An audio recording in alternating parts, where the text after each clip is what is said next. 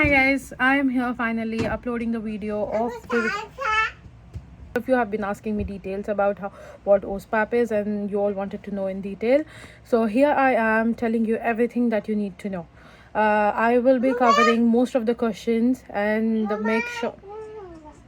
Yeah, so I will be posting everything in detail, and if you guys still have any questions, you can always let me know in the comment section or DM me. I'm going to make this video short and try to give you as much as information possible. Make sure you watch this video until the very end. Do not forget to subscribe. What OSPAP is: if you are a qualified pharmacist in a country other than UK and European countries, you will have to do OSPAP to become a registered pharmacist here. To be eligible for OSPAP, you need to complete at least 3 years of pharmacy training, pharmacy educational training, registered as a pharmacist in your home country, and after that you can apply for OSPAP. And applying for OSPAP goes like this: the English language proficiency test, that is either IELTS or OET. In IELTS, you need to get at least 7.5 bands and not less than 7 in each band, and that should be in single sitting. You can't do multiple sittings. And when it comes to OET, it should be at least grade B in all the 4 compartments and not less than grade B. Yes. It should be IELTS academic and not IELTS general.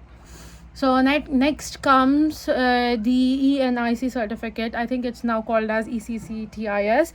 That is the regulatory body that evaluates your degree in your home country with the UK standards.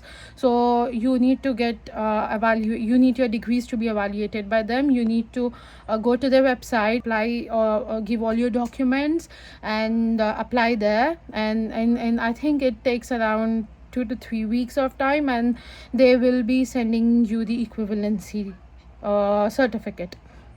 With that equivalency certificate, now you got your IELTS, you got the ECCTIS certificate. Now you need to ask your university to send the documents to the GPHC. They have got their address in their official website. So you need to take that address, give it to the university, ask them to send your provisional certificate, marks memo, individual marks memo of each semester, and also the cumulative marks memo and your original degree to the GPHC. You need to give them their address. Send it directly from the university address. Go to the GPHC portal, apply, give all the details, give everything that's needed. I am attaching the links below. You also need to ask your the pharmacy council of the state you are living in a good standing certificate. So this good standing certificate goes along with your other documents to the GPHC. You need to ask them to send it to GPHC directly. So, and once you get the GPHC approval, it's valid for like 2 years. If you don't manage to get the admission in that particular year, you still have the chance to go for the next year. And admissions take place in September each year, but I have seen my colleagues applying in January, March, and still getting the placement way before September. So do not wait until September. You need to get it done way much ahead. So this is how you get the GPHC approval. After getting the GPHC approval, you need to go to individual universities. I think there are 5 to 6 universities. Those are taking the admission for OSPAP.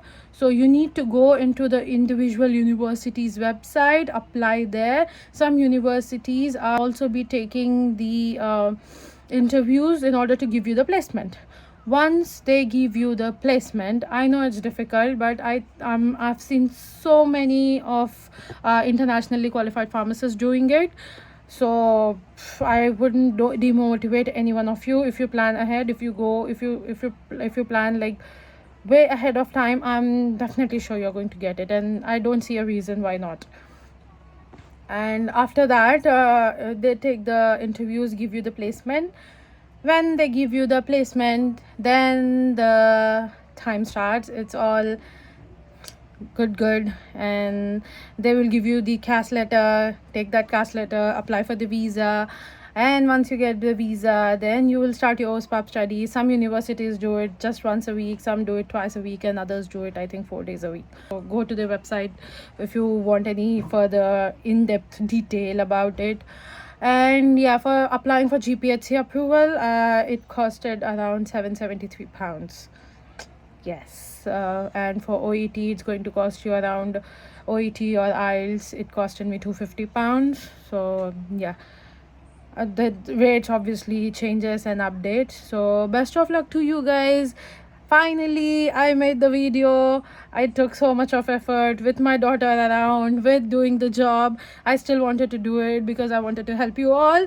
So that's the end of this video. Make sure you subscribe and comment on my Instagram, subscribe my YouTube.